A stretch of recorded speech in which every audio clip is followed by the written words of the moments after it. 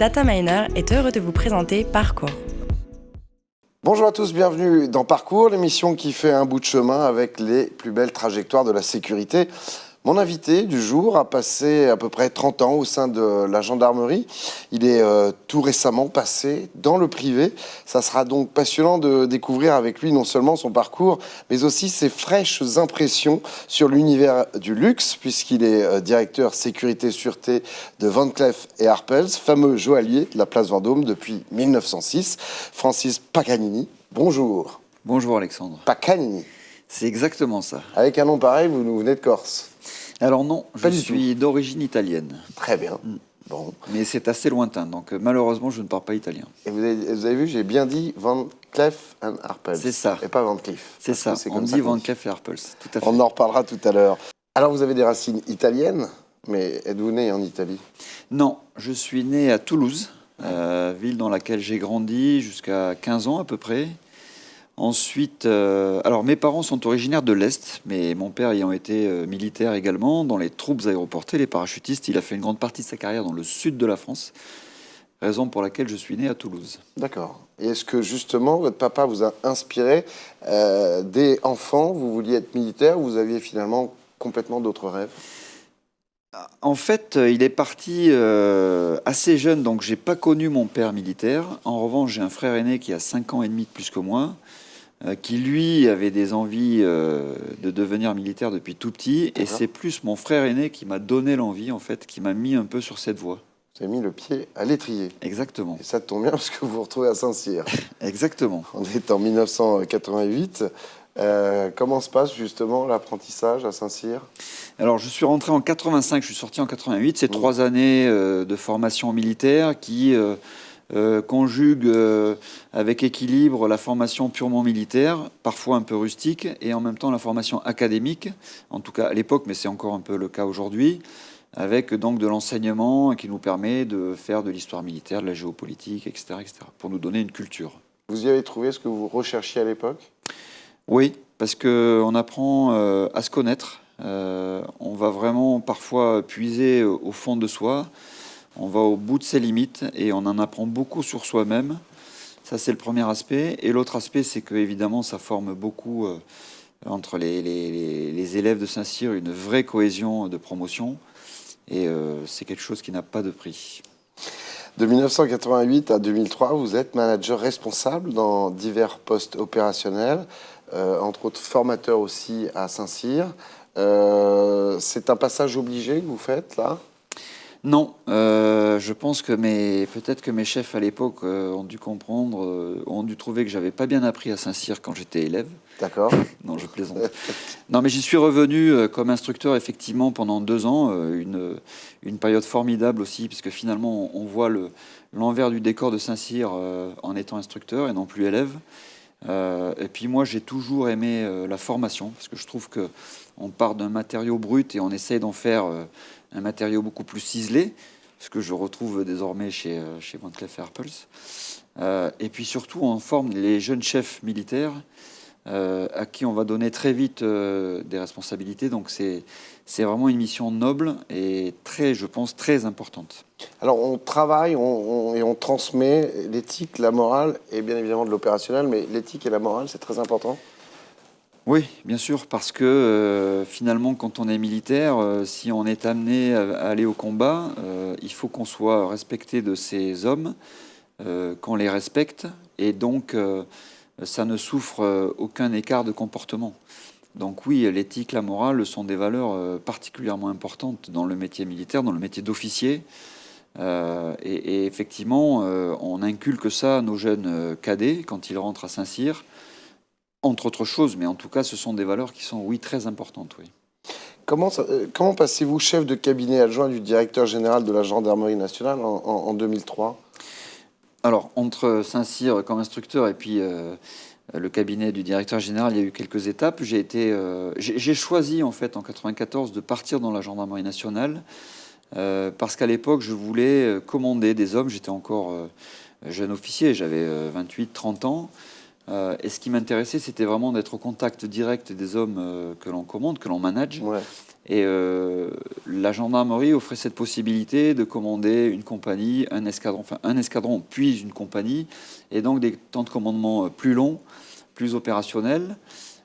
Et puis j'avais le sentiment, en devenant gendarme, que je me sentirais plus utile, en tout cas que l'utilité de mon métier militaire serait directement palpable, puisqu'on travaille vraiment au contact de nos concitoyens. Exact. Donc je trouvais que voilà, rendre service, accueillir les gens, les sortir de la misère, les aider quand ils sont confrontés à de la délinquance, à des délits ou des choses beaucoup plus graves, était beaucoup plus directement palpable qu'en étant militaire. Là, on est en 94. C'est ça, C'est exactement. là où vous faites de la direction d'unité, ça Alors, je fais l'école des officiers de la gendarmerie nationale de 1994 à 1995 pendant un an, puis effectivement en 95, je pars commander un escadron de gendarmerie mobile.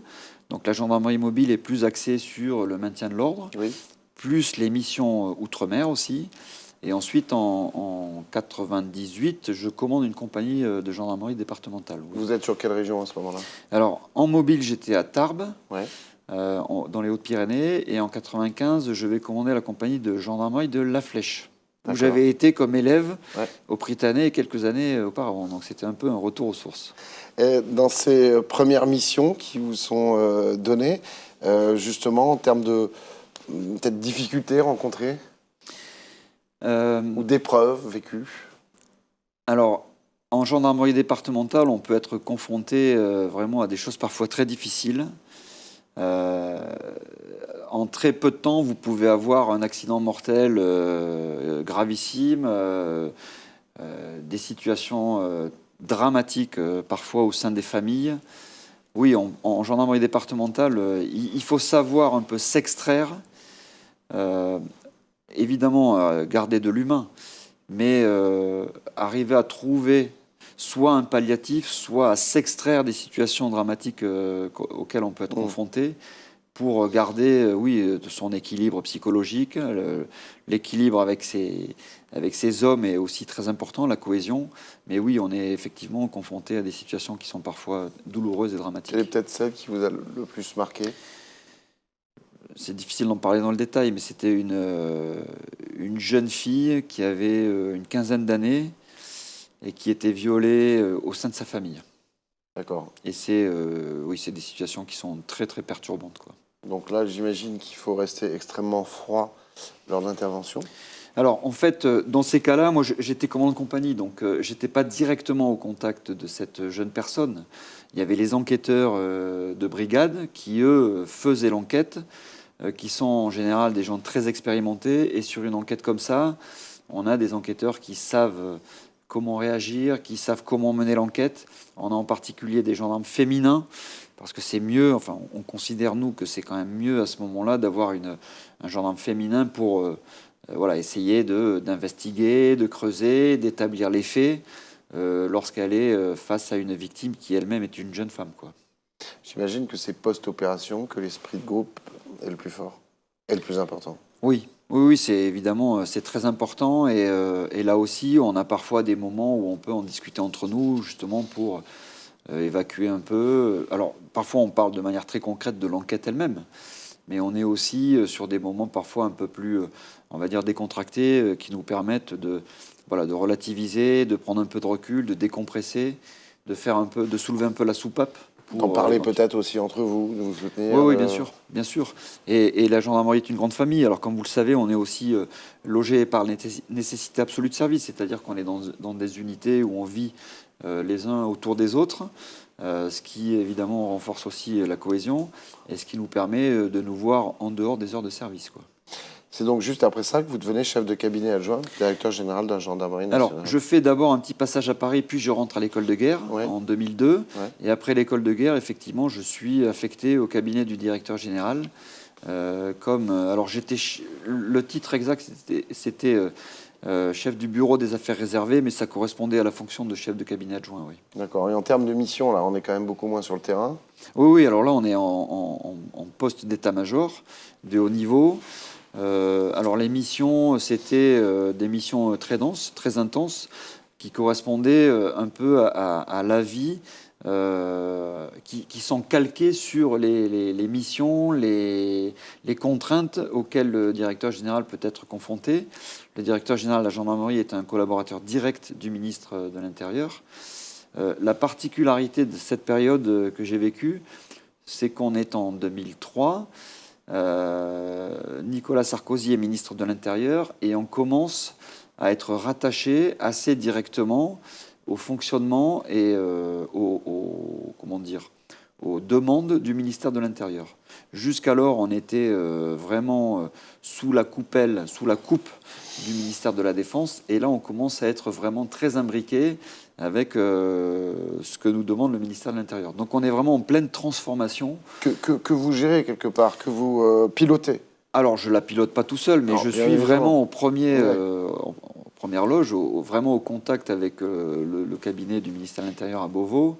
Effectivement, pour nous, c'est un changement culturel assez fort, puisque le ministère de l'Intérieur est un ministère qui est composé de personnel civil, en tout cas pour la très grande majorité.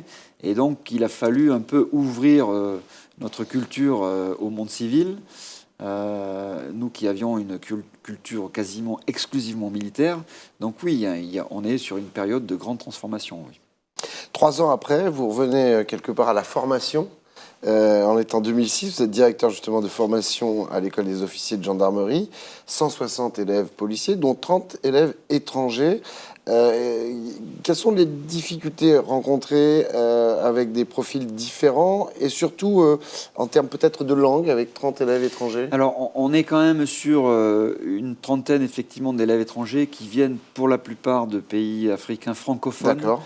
Donc on a quasiment tous nos élèves qui parlent étranger. Ça, c'est pas un problème, qui parlent français. Ouais. Oui, en revanche, ceux qui sont issus de pays non francophones, pour être sélectionnés, pour venir à l'EOGN suivre ce cours, sont aussi sélectionnés sur la base de leur niveau en français. D'accord. Donc là-dessus, il n'y a pas de sujet, en fait. Mais en termes de culture, en termes de philosophie, j'imagine que là, on a des profils très différents. Alors, les profils sont très différents, mais globalement, l'intégration se fait bien. Là aussi, dès le début de la formation à Melun, on fait des camps pour justement essayer de souder la promotion et créer de la cohésion rapidement. Non pas de manière artificielle, mais de manière,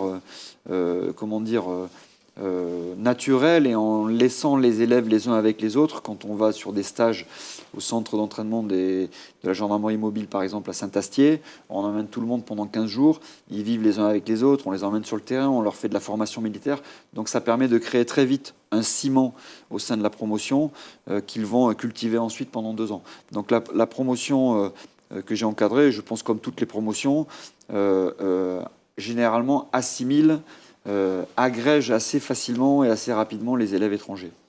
L'objectif, c'est d'en faire quoi de ces élèves? Alors, ces élèves, ils ont vocation, à la sortie de l'EOGN, donc 2 ans après, à devenir lieutenant, à passer lieutenant, et donc à être affectés dans différentes dominantes, comme on appelle ça, soit la gendarmerie mobile, soit la gendarmerie départementale. Ça peut également être la police judiciaire et la sécurité routière. Donc on a 4 grandes thématiques, et donc ils choisissent en fonction de leur classement, et ils se retrouvent soit lieutenant à la tête d'un peloton de mobile, d'un peloton de sécurité routière. Ils peuvent être chefs d'un groupe d'enquête dans une unité de police judiciaire de la gendarmerie, par exemple. Mais pour les 30 élèves étrangers, les 30 élèves étrangers repartent dans leur pays. D'accord. On ne maîtrise pas du tout les affectations qui leur sont données au retour dans leur pays, puisque c'est leur propre administration au retour dans leur pays qui les affecte là où ils souhaitent les affecter en fonction de leur formation et de là où ils seront le plus utiles, en fait. D'accord. En 2008, vous devenez directeur départemental de la gendarmerie de Meurthe-et-Moselle.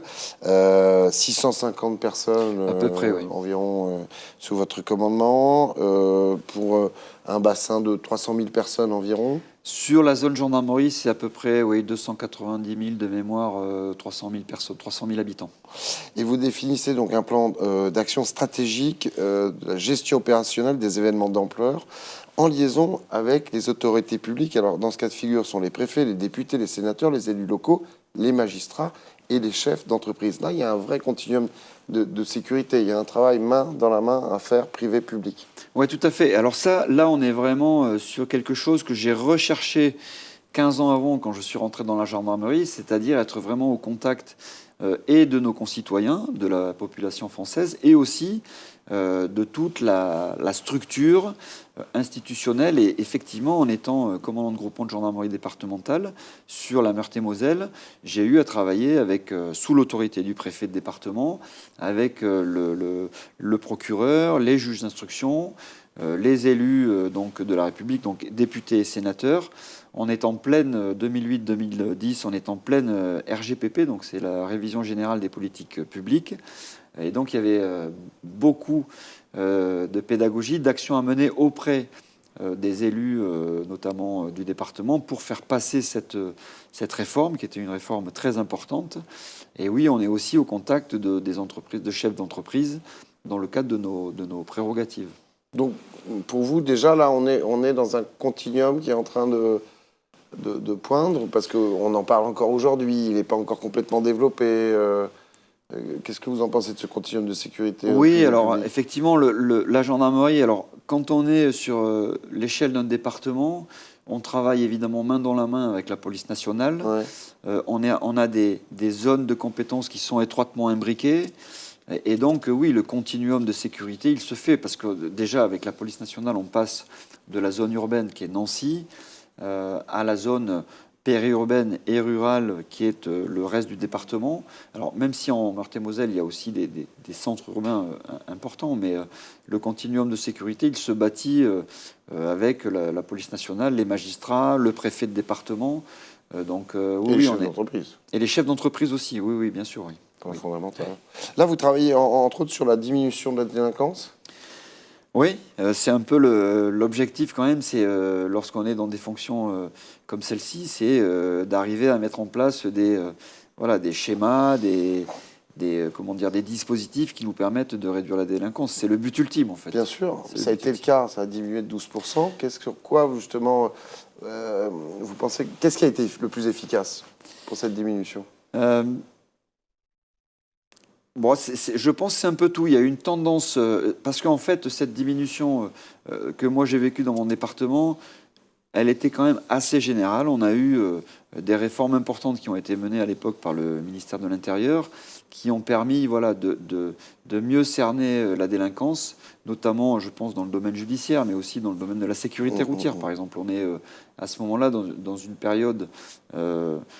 alors Nicolas Sarkozy à ce moment-là est président, mais ça faisait longtemps qu'il disait il faut vraiment qu'on réduise de manière drastique le nombre d'accidents de la route gravissimes. Et on était encore il y a quelques années auparavant à 8-10 000 morts et on passe en quelques années à 3-4 000 morts. Donc c'est encore beaucoup trop, mais on a réduit à ce moment-là quasiment de moitié le nombre d'accidents mortels. Donc il y a une tendance générale, des dispositifs qui sont mis en place qui nous permettent d'obtenir des résultats qui, somme toute, sont assez satisfaisants quand même, quoi. Alors, qu'est-ce qui fait qu'ensuite, vous commenciez à voyager? On est en 2012, vous êtes attaché de sécurité intérieure près l'ambassadeur de France en Afghanistan. Ouais. Comment se fait le jump? Alors, moi, j'avais demandé, en fait, puisque c'est un peu comme ça pour toutes les mutations que l'on nous propose. En général, on émet des vœux sur ce que l'on souhaite faire, comment on souhaite orienter sa carrière. Moi, j'avais demandé à partir en poste à l'étranger. Et à ce moment-là, il m'a été proposé de partir en Afghanistan, ce que j'ai accepté, après quand même réflexion intense, parce que c'est pas neutre, quoi. On part pas en Grèce. Voilà, c'est ça. Ouais. Donc, j'en ai évidemment parlé en famille avec mon épouse, parce que c'était évidemment elle qui était concernée, surtout qu'à ce moment-là, la première en tout cas, à ce moment-là, mes enfants sont encore assez jeunes. Donc j'ai pris la décision de partir, une décision mûrement réfléchie avec elle. Alors, j'ai pas pu aller au bout de cette mission parce que j'ai eu un problème médical qui m'a contraint à rentrer bien avant l'échéance qui aurait été normale. C'est une expérience qui était très intense, très difficile aussi parce qu'on est quand même dans un territoire compliqué. Oui, c'est un territoire compliqué, un pays magnifique. Hein. Enfin, le peu que j'en ai vu, j'ai trouvé que c'était magnifique. Mais en 2012, il y a des dizaines de milliers de soldats américains. Nous, au niveau de notre dispositif gendarmerie, on a des centaines de gendarmes qui sont présents quand même. Mais vos missions, c'était quoi? L'attaché de sécurité intérieure, c'est un peu le conseiller du ministère de l'Intérieur auprès de l'ambassadeur. D'accord. Donc l'idée à ce moment-là, c'était d'essayer d'établir des ponts avec les forces de sécurité afghanes, en particulier ce qu'on appelait l'ANCOP, c'est l'Afghan National Civil Order Police, qui est en fait une sorte de gendarmerie mobile qui avait été créée par la gendarmerie nationale en Afghanistan. Voilà. Bon, c'est une force qui a disparu depuis, mais on a essayé d'aider les Afghans dans ce sens-là et on leur a créé une gendarmerie mobile afghane, en fait. Je passe rapidement, parce que le temps file à une vitesse dingue, c'est passionnant. 2014-2016, vous êtes conseiller au cabinet du directeur de la coopération internationale du ministère de l'Intérieur. Vous faites entre autres un audit des services de sécurité intérieure dans une vingtaine d'ambassades, aussi bien en Vietnam, en Inde, etc. Et j'arrive en 2016 où là, vous redevenez attaché de sécurité intérieure, mais près de l'ambassadeur de France au Canada, ce qui est quand même beaucoup plus cool. C'est pas tout à fait le même environnement, c'est clair. Personnellement, familialement parlant déjà, Ah oui, c'est une expérience formidable pour la famille. Après, c'est pareil, de ce point de vue-là, les problématiques sont totalement différentes de ce que j'avais pu rencontrer en Afghanistan. Elles sont aussi très différentes de ce qu'on connaît en France parce que le Canada est un pays fédéral avec 3 niveaux de police, donc au niveau fédéral, au niveau provincial et au niveau municipal. Donc voilà, et puis c'est un pays frère, les Québécois parlent français, donc voilà, avec une très belle expérience professionnelle aussi au Canada. Oui. Quelles sont les missions les plus importantes que vous ayez eu à gérer à ce moment-là au Canada ? Les missions les plus importantes, c'est sans doute avec la sécurité du G7, non? C'était pas alors, sur le G7? Oui. Alors, il y a eu un événement majeur, effectivement, c'est qu'en 2017, le Canada a accueilli le G7, donc il a fallu organiser la sécurité de l'événement pour la visite du président français, qui se déroule en 2 temps. Donc oui, ça a été une période assez dense qui a duré à peu près 3-4 mois, jusqu'au mois de juin, qui se termine par le sommet des chefs d'État et de gouvernement. Oui. Ça, c'était intense. Ça a été intense. Mais une belle expérience. Oui, tout à fait. Oui. En 2020, pendant une année, vous êtes directeur de la gendarmerie pour les missions extérieures. Qu'est-ce qu'on appelle les missions extérieures? Alors, en fait, dans mon dernier poste, il a été décidé de créer un commandement qui regrouperait finalement le suivi sur le plan opérationnel administratif de tous les gendarmes à l'étranger. Donc j'ai été identifié comme étant sans doute une personne connaissant bien l'étranger de par mes séjours à l'étranger, puis mon passage à la direction de la coopération internationale. C'est un commandement qui a été créé de toutes pièces, avec un petit état-major à 15, et notre objectif, notre mission, c'était de suivre tous les gendarmes qui sont à l'étranger, le plus gros volume étant les gardes d'ambassade, qui sont à peu près... C'est ce que j'allais vous dire, ça, par exemple le GIGN. Alors, le GIGN reste sous la coupe du GIGN, c'est-à-dire que quand on est dans un pays difficile, il y a effectivement des gendarmes du GIGN qui peuvent être amenés à assurer, par exemple, la protection d'un ambassadeur dans un pays compliqué, mais les gendarmes du GIGN restent sous l'autorité du commandant du GIGN. D'accord. En revanche, nous ayant des gendarmes, on va dire, qui ne sont pas du GIGN auprès de l'ambassade, on a travaillé évidemment de manière très étroite avec le GIGN sur ces pays notamment compliqués, quoi. Mais les gendarmes français à l'étranger, c'est quasiment uniquement autour des ambassades ou... Alors, on a des gendarmes qui sont aussi dans des missions internationales de l'ONU ou de l'Union européenne. On a des gendarmes qui sont dans des postes particuliers à la Commission européenne, à l'OSCE en Autriche. On a à l'ONU à New York, par exemple, on a quelques gendarmes, ils sont très peu nombreux. L'idée, justement, en créant ce commandement à Paris, enfin à côté de Paris, c'était que ces gendarmes qui sont souvent un peu loin des yeux, loin du cœur, quand on est tout seul à New York, c'est pas qu'on est oublié, mais on est un petit peu, on a du mal à faire entendre sa voix. Et en créant ce commandement pour la gendarmerie, pour les missions extérieures, l'idée c'était vraiment que tous ces gendarmes disséminés dans le monde aient un interlocuteur unique, reconnu, identifié à Paris, ce qu'on a fait.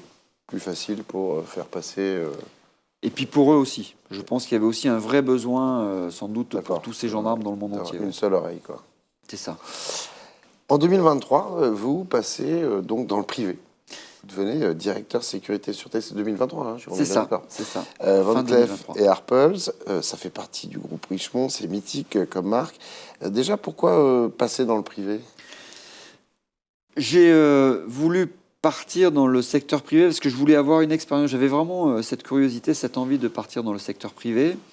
Donc j'ai postulé, j'étais passé officier général et je me suis dit c'est le moment de partir parce qu'il me reste encore quelques années et je voulais avoir un peu d'allonge. Alors c'est pas forcément faire une deuxième carrière parce que je vais pas travailler pendant 15 ou 20 ans, mais c'était avoir un petit peu d'allonge pour pouvoir avoir une véritable expérience dans le secteur privé.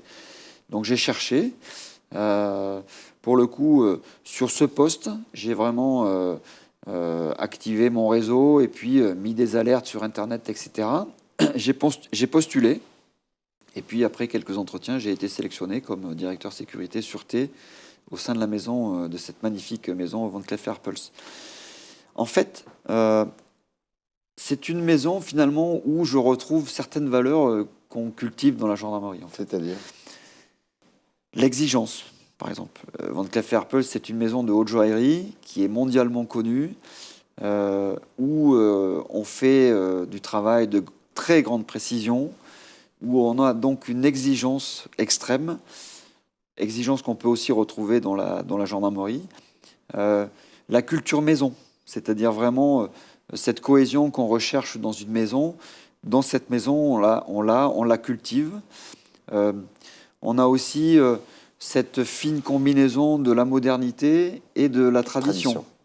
Et en gendarmerie, maison multiséculaire, on a ça. Et en même temps, on est tourné vers l'avenir, puisqu'aujourd'hui, on a le commandement, par exemple, du cyberespace, dans le cyberespace, qui est vraiment tourné vers l'avenir.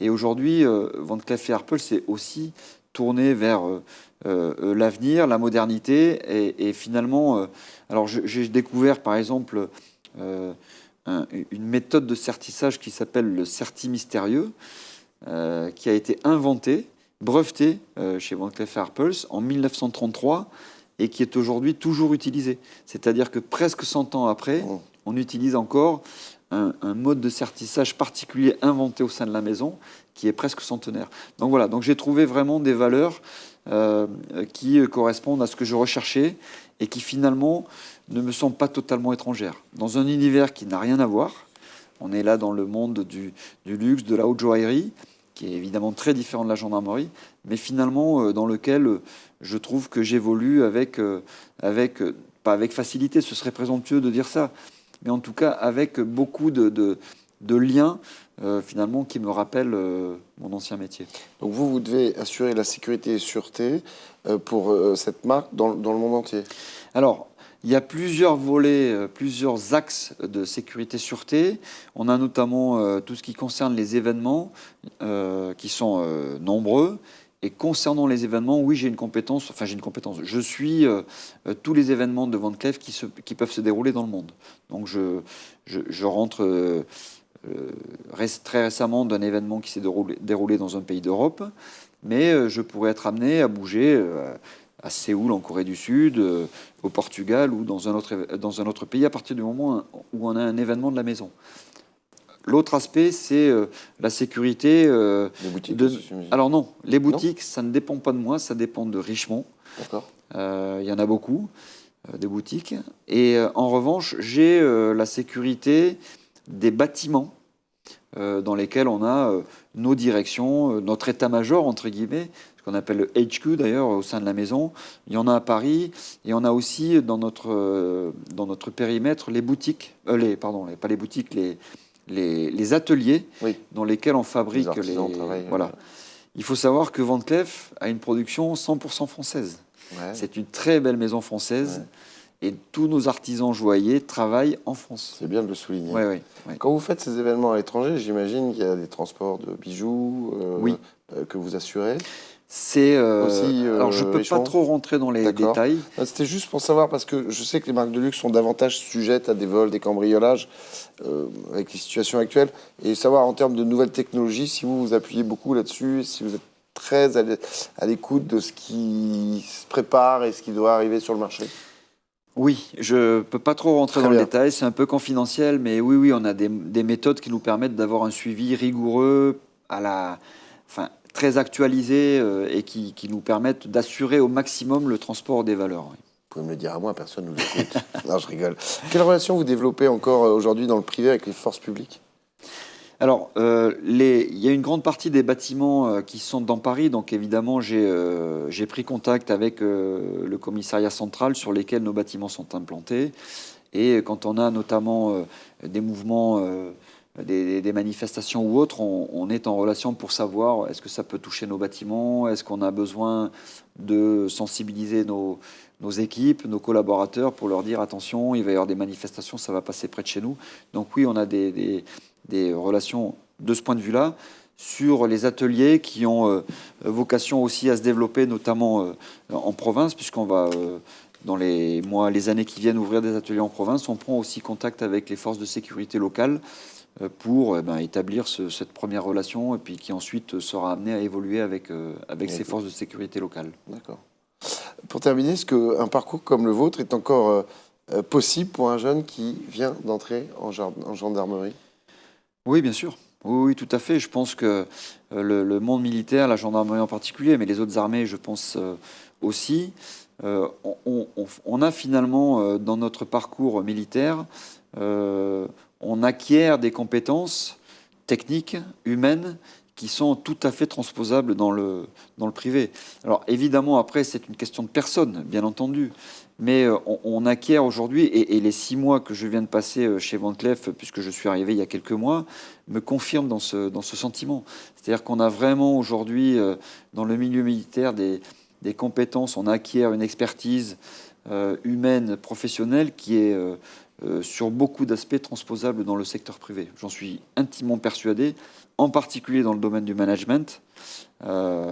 Et on a vraiment beaucoup à apporter aussi au secteur privé quand on quitte le monde militaire. Et apparemment qui se calque très bien avec le secteur du luxe. Oui, tout à fait. Tout à fait. Merci infiniment, Francis. Merci, Alexandre. Merci à vous de nous avoir suivis. On se retrouve très vite. En attendant, prenez soin de vous. Ciao. Data Miner a été heureux de vous présenter Parcours.